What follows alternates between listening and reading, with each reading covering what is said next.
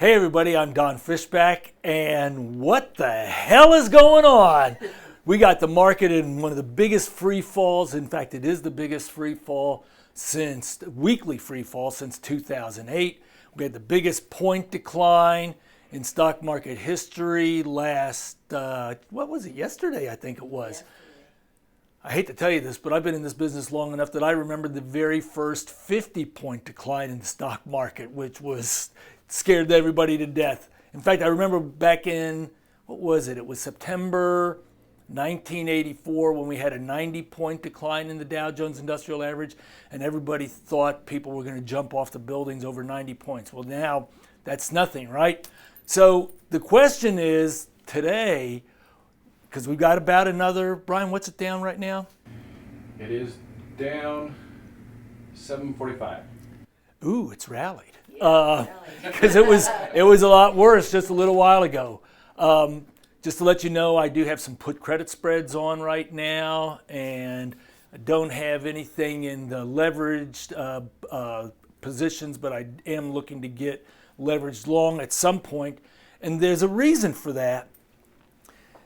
And so when you see the market going into one of these tailspins, and I've seen enough of them, most of the people in this office have been in this business for at least 20 years, 15 at a minimum, except for the new guy, Brian, who's been he's almost got like 20 years experience just from working here.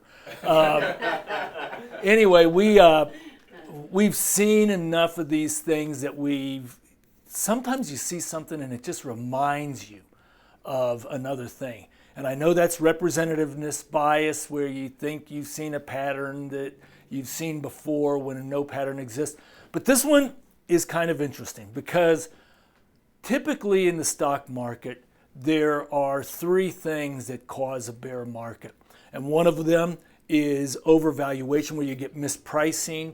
Another one is an inverted yield curve, and another one is extreme deflation. You read Marty Zweig's book, Winning on Wall Street. It lists all those things in a table, and those conditions have been present in every bear market for the past 20 years. But this one's a little bit different, and it's not a bear market yet, but this one's a little bit different because you don't have at least a week ago, you didn't have excessive evaluation. I mean, you had some stocks. Tesla was going kind of nuts, Plug Power and Virgin Galactic. So you had some froth in there, but it wasn't anything extreme. You didn't see, you had companies that had high-priced stocks, but they also had the earnings to justify it.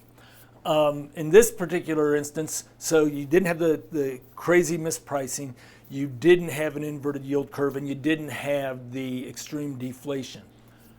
But then something changed over the weekend, and it's where this coronavirus started to expand. And since then, we have had a deflationary event. And you can see it in the price of oil. Oil was about $62 a barrel a month ago. This morning it's 45. Why would oil be so low? And the reason is you have airplanes that are just sitting on the tarmac, right? You have flights being canceled. You have, I was talking with the guy just a couple of days ago about the shipping volume in Charleston. It's the second largest shipping port, and their shipping volumes are down 40% year over year. So you have shipping slowing down. That's going to slow down the trucks.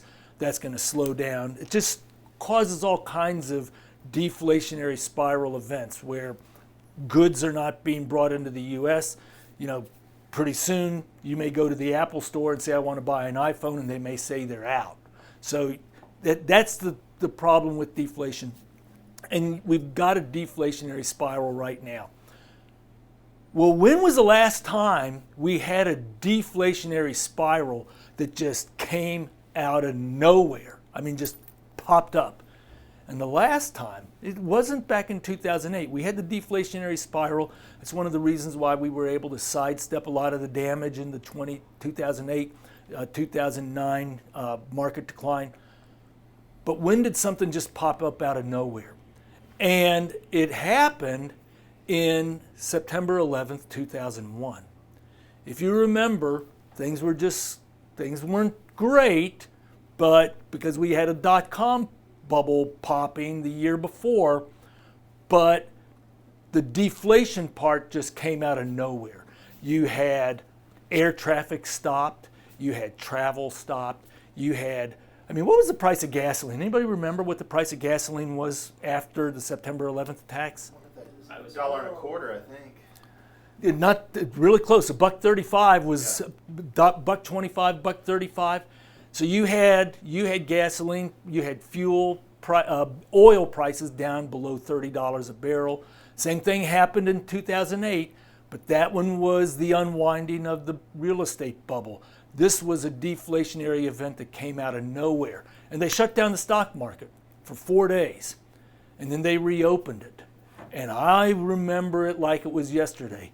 The market got hammered Monday, hammered Tuesday, Wednesday, Thursday, hammered again on Friday. And all in all, the S&P 500, you go back and look at SPY prices, the thing was, it's hard to believe, it was at 110. It went from 110 down to about 97 and change. So that was a 12% decline in SPY, 12% in just 5 days.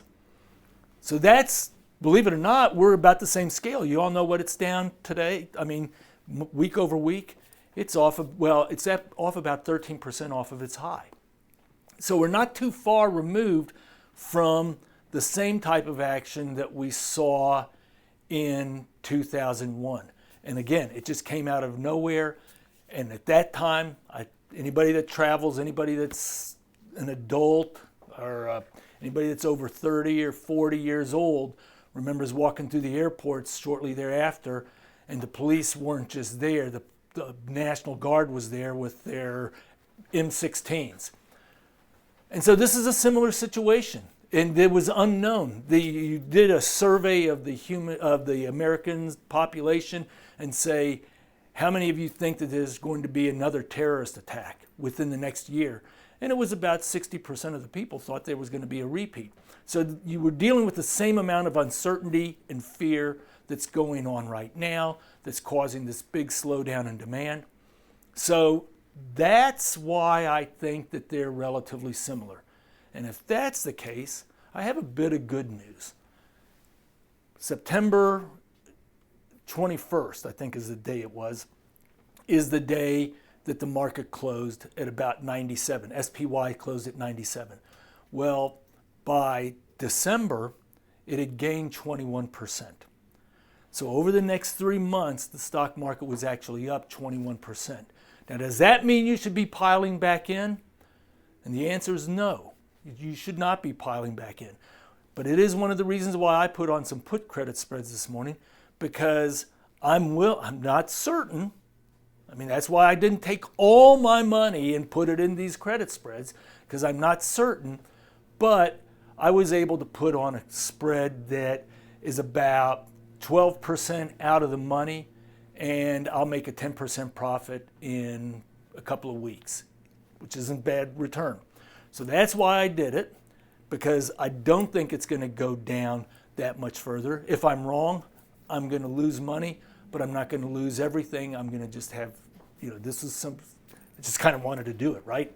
The other thing is I haven't done it yet, because we've got that deflationary worry that's going on with the SP, one of the S&P commodity indexes that we look at.